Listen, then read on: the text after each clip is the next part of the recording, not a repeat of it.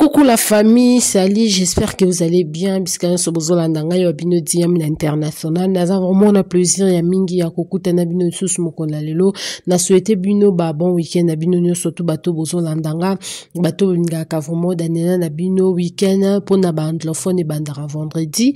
Et si je me trompe pas pour na ba français, to pe ba anglophone ba francophone et bandaka à partir ya samedi. En tout cas, bonne soirée, bonjour, bonsoir, bon après-midi. Ça dépend ya moutnan heure azolandelanga parce que mokili za munene tozana ba décalage ya ba heure. S'il vous plaît, au koti, au liker, au partager. Mbana liboso kolanda biso, n'oubliez pas de vous abonner massivement et surtout n'oubliez pas la cloche de la notification. En tout cas, bande konanga ezanga yo abino Daniela Makoto Diam international na yeto soda mkie pona makambo ya Dadju Maître Gims na Fally Ipupa.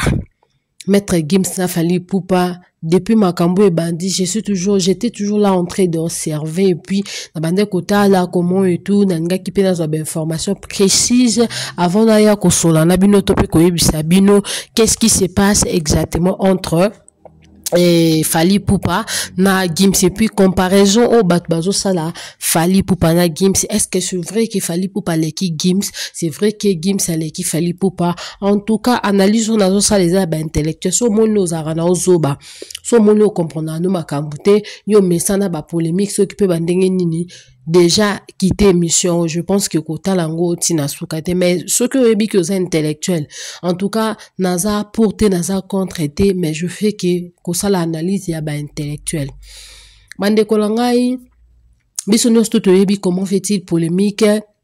Il y a Maître Gims na Fally Ipupa et banda que je ne peux pas encore répéter parce que il va déjà à ma place monsieur déjà botala kango mais na songi mingi pona wetali comparaison. Je dois d'abord dire que ça la comparaison Fally Ipupa na Maître Gims, moi de ma part je dirais que eza bêtise, eza buzoba parce qu'on ne peut pas comparer Fally Ipupa na Maître Gims. Pourquoi? Premièrement, d'abord Fally Ipupa abandi na orchestre, avant non orchestre banda na bandal. C'est vraiment un garçon, on doit dire d'abord un garçon parce qu'il était encore un garçon à l'époque. Et abanda na yekobeta na ba quartier, na ba groupe ba quartier et tout. Na befort na emoko ayeko ya epa ya vient na biso katakora kofi olomide na quartier latin. C'est par là nda sala qui vraiment carrière na ye et après wana nda ki ko créer pe orchestre na ye to pe groupe na ye o to benga ka elle victime, voilà. Et ayoko créer ango Maître Gims, c'est quelqu'un en fait d'abord on a appelé ça Fally Ipupa et non faut na bandela na bandeli. Premièrement Fally Ipupa il est né à Kinshasa na bandal asali na bandeli pour na batu ba comprendre. Il est né à Kinshasa na bandal na famille moko ya ba richete. Yé moko ndaza riche oya sasali ki abotama riche na kati ya famille na ye abanda na ba orchestre ya ba groupe en fait ya ba quartier na ba bondel wana na ba maya makelele si je me trompe pas et après là yoko ta quartier latin c'est par là que asali carrière na ye et Fally Ipupa asuki kaka wana te.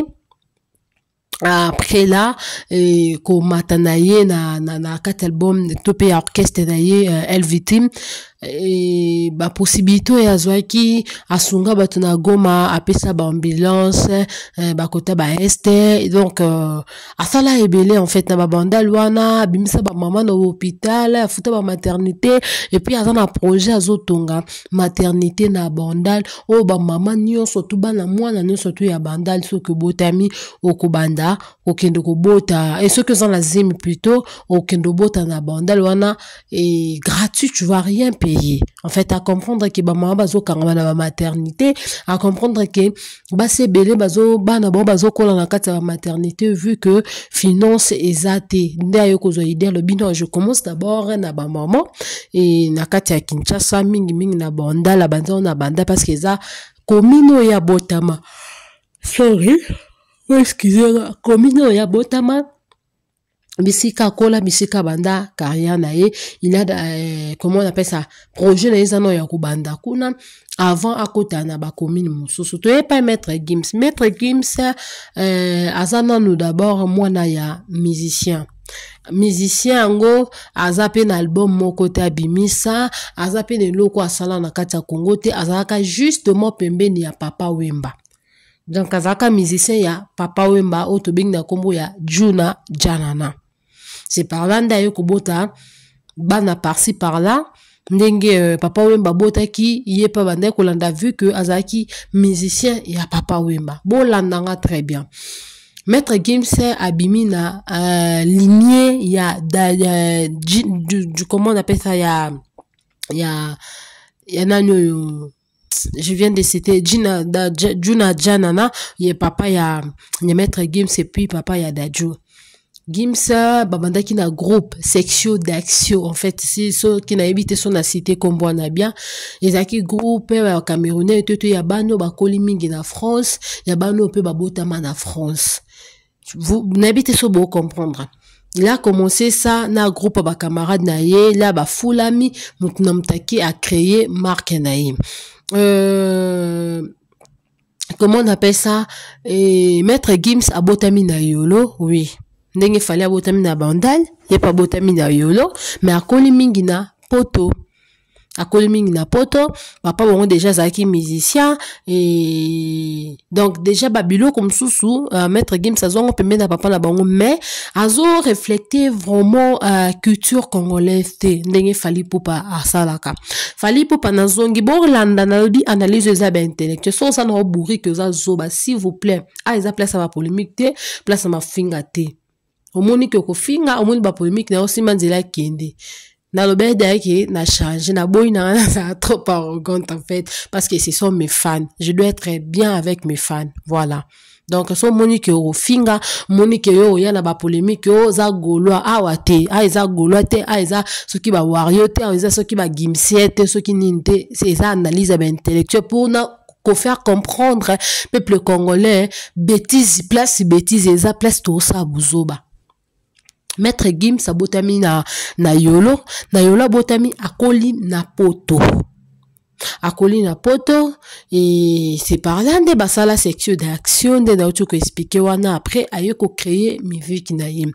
Fally Ipupa abala congolaise maintenant ni Maître Gims a na culture ya barabe culture ba musulman abala debasi basango pa bala mingi bazana bango batapo noir te en fait baza batapo noir te za ba genre ba comment on appelle ça ba mboko ya ki ko balela basi wana eza ba mboko batwa ba raciste donc c'est à dire que balinga ka pas ba raciste si je peux dire ba benga ba kombo nini ba théoriste en fait kombo mo abongo si je me trompe pas donc bango ba finga ka mingi ba to mundu ba africain noir ki baza ba nègre nde moisi o Maître Gims akende ko bala. Quand vous faites la comparaison entre Fally Ipupa et Gims, Gims azana ba disque d'or, ceux qui va planter, ceux qui va nini par rapport à Fally Ipupa. On doit savoir d'abord que musique Gims ça la canal Fally Ipupa, c'est deux choses différentes. Fally Ipupa ça la mingi, les locaux tout le monde qui Fally Ipupa comme on yemba en français parce que azota la kazo yemba na lingala azo limité bato mususu balingaka ye bazo kama mbalo bate. C'est par là qu'il avait décidé na groupe na ye bureau na ye ba conseiller qui a sala ba nzembo mususu na français pona ko aider batambo comme mususu balo bakalingala te parce qu'Afrique mo balo balingala te. C'est par là qu'il a commencé aussi à ko sala ba nzembo na ye mususu na français pona que à faire passer message na bato yo no surtout balingaka ye. Mais on doit savoir que Fally azo sala fierté à culture congolaise. Et puis Fally azo tombola vraiment culture to benga culture congolaise mais nani Maître Gims azo tombola culture à ba français.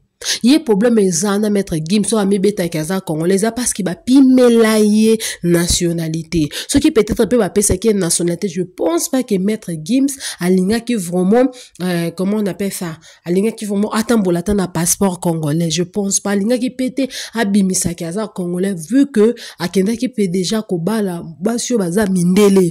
Pas mindele mais baza loposo pembe mboka na bango déjà balinga batumu de ba benga ba africain noir ba nègre. Boulanda, s'il vous plaît, au coach partager. okoti o like mbanda liboso landa biso o s'abonner pour na bato ba yebite mutazo loba eza Daniela Mankoto Diem l'international. Voilà. J'étais en train de dire ça, j'étais en train de dire ceci plutôt. Et tout est comme ça la comparaison entre Fally Ipupa na Maître Gims. Fallait sali befort na ye moko. Et puis, fort na sali na culture congolaise. On doit savoir que quand quelqu'un a outi na France ou bien quelqu'un a honoré culture française, en fait, bleu moko ba genre moko bongo. À cause de la vitesse à makasi par rapport à muto aza azo comment kotombo la culture africaine surtout itali congolais. Depuis que biso ba congolais to rapenza valoriser te na bambo comme soso parce que tous a traité na ba escroc, tous a traité na ba aventurier ça parce que batu moko ba leka na nzela na nde ba sa réputation ba congolais. Les autres comment au télémina angolais en fait. Ou bien attaque à Brazzaville. Au télémina toi tu es congolaise ou bien congolais de DRC, RDC. Bon télémi binomi balé, il y a Brazzaville ba o checker ngoka une fois et puis ba tiki ale kana mais yo congolais ba ko balusa parce que ba yembi que tu auras trop bescro.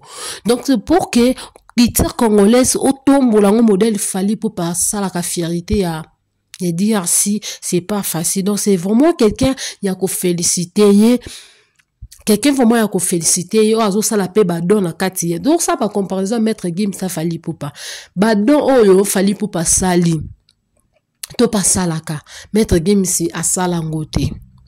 Bon, il y a ba preuve bolo balanga que OK Maître Gims kenda kimbanse que abimisa 70 mama na hôpital a kimbanse que OK ce ko Fally Ipupa biloko asala ko comparango OK to te que Maître Gims ba possibilité Maître Gims azala on a Fally Ipupa est-ce que Fally nani Maître Gims ko kenda kimbanse que ko bimisa 70 mama et puis il s'arrête là. Mais Fally Ipupa il n'a pas vraiment de moyens plus que Maître Gims mais au sala ya ko le kana kata mboka na biso le congolais biso moko nde to bomaka bandeko na biso to boyi Maître Gims taza mwana mboka c'est-à-dire qu'il a na origine na ye aza congolais mais ça la fierté na biso te il fait pas la fierté de notre culture congolaise en fait ça la ngote ça la fierté ya culture ya ba français et tout là-bas lui il chante en français il fait des choses en français. Vous, bon, habitez surtout c'est comprendre. Mais Fally Ipupa, il chante en français et puis à lingala, à onoraka, ba mabele, les films, à zozong sa banzembo ya kala, ou ba papa na biso, ou ba pepe kale, ba lombo makiadi, à zong mais quand peu qu'on fait revivre, bateau, ba vivre en époque, ou anate, ba yeba ke, mboka na biso, culture na biso, ezalaki, bon, ezalaki. Donc, il fait la fierté de notre pays. Arrêtons, s'il vous plaît, de faire la différence entre Maître Gims et Fally Ipupa. S'il vous plaît, je vous demande. Les Congolais tozaka na bolingo yo moni bato ya ba Camerounais kuna na ba Ivoirien ba bande koloba ke soki bolingi Fally Ipupa te bo pesa bango Fally Ipupa pesa une nationalité parce que balinga ka makase. Comment fait-il moi na mboka na mino comme toi ça la fierté mboka Gims c'est pas à moi na mboka.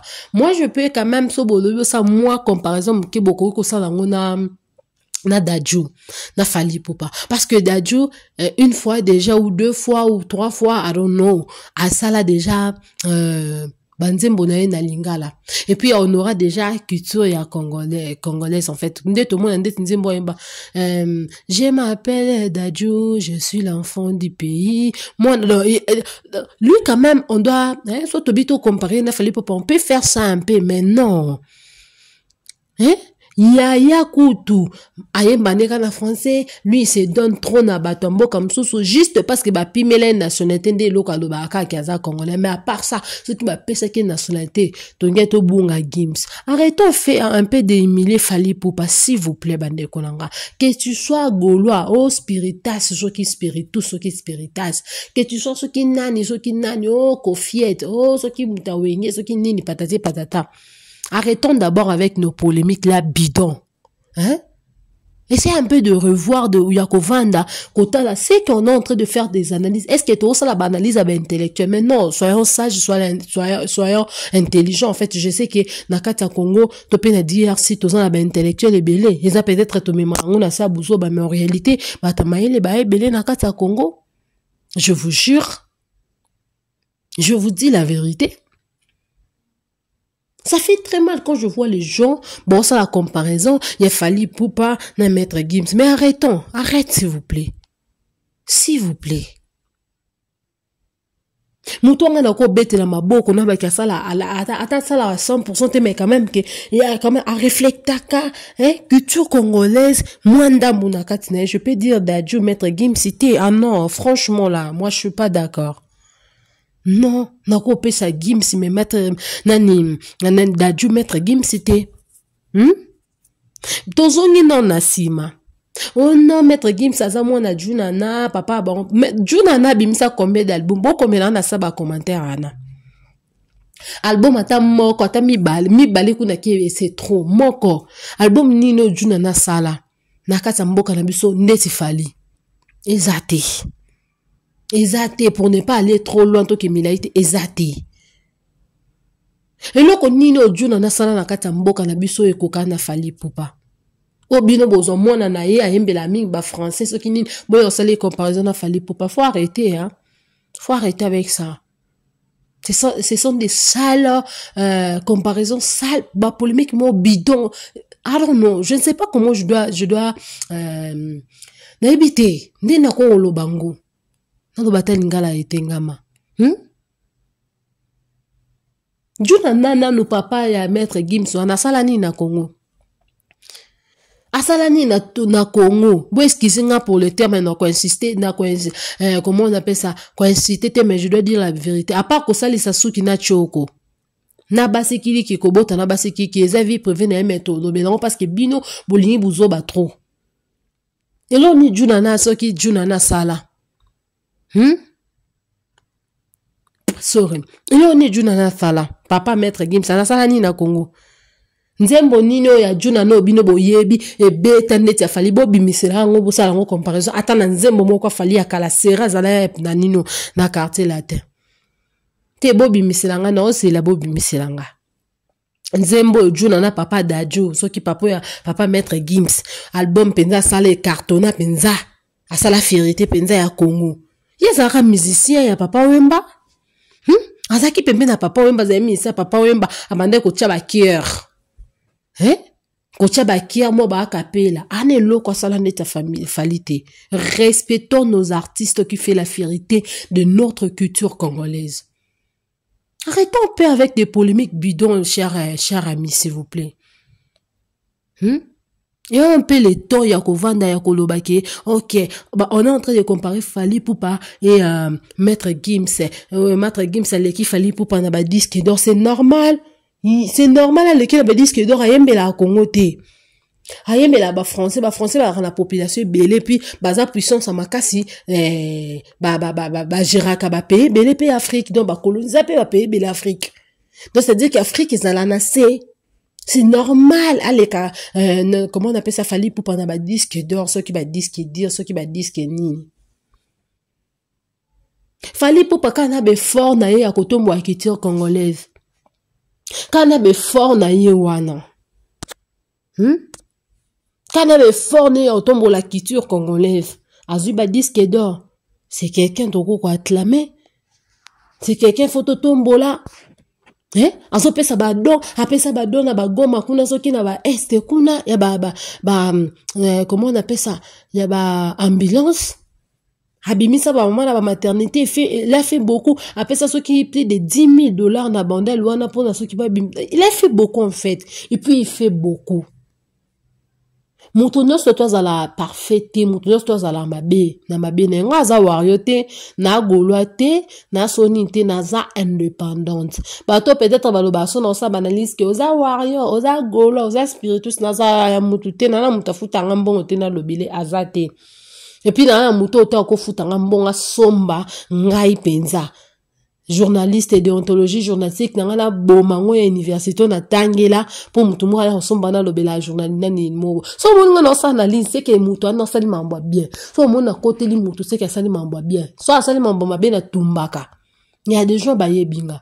Donc botika côté ninga ba rigueur ke bol bakete oza golo ate yo komi wario mikolo zo kot naza wario te na golo ate na spiritas te na sauf kofiete so penanité. Naza journaliste naza chroniqueuse point bar so pe bokenanga na chronima ma chronifuati c'est bon kitoko. To sala ondeni kitoko déjà bon. Donc, s'il vous plaît, peuple congolais, arrêtons de faire des analyses bidons de Fally Ipupa et Maître Gims. Donc, Fally Ipupa, na Maître Gims, na kata RDC, c'est Fally qui est number one. Fally Ipupa bandi musique na Congo. Maître Gims a banzango na poto. Et puis a banzango na groupe baninga na yepe baloba déjà français déjà baza de na ba relation baza so peneni ndo botika ko comparer Fally Ipupa na Maître Gims. En tout cas, c'était ça le message. Topé analyse na yeki ko sala bato bo sepe na analyse s'il vous plaît. Ko bo sanate ko liker, ko bo sanate ko partager, ko bo sanate ko s'abonner. Mbana bo so landa biso et ça la biso plaisir ya ko commenter o le baki ah oui na s'abonner. Et ça la biso bien et so pour commenter, ça ne dérange pas s'abonner. Surtout n'oubliez pas la cloche de la notification pour ne pas manquer ou zapper nos informations. C'était bien moi votre humble servante à l'international. Nazaki na plaisir ya mingi ya ko partager na bino ya ko fongola moi mayela ba congolais parce que on dit ba congolais baza na sa distraction, on dit ba congolais bazo comprendre exactement analyse autopé comparaison ba ça la Fally Ipupa na Maître Gims et ça bidon. Donc c'est pratiquement bidon bidon. Arrêtons un peu avec des polémiques bidons et tout. Maître Gims s'est mis respecté, tient la place na yo. Aux ans niveau Fally Ipupa te, yo batu batombo la roeza qui tourne na bino kune ba français place kune parce qu'il va pimer leur nationalité. Alors tika Fally Ipupa na biso qui m'a parce qu'il fait la fierté de notre pays, fait la fierté de la DRC, de l'RDC en tout cas. Merci beaucoup na batenir surtout aux alawana pour na biso na lingi bino mingi. Restez toujours branchés sur notre chaîne chez Daniela TV officiel. Donc pour nous soutenir biso ko pe ko comme membre nazo rappeler ko comme membre ko pe ko tinda biso ba sticker pour na ko aider to pe ko encourager biso de près ou de loin. Nzambalo la pambola je fais des gros câlins, de gros bisous na lela bino fort.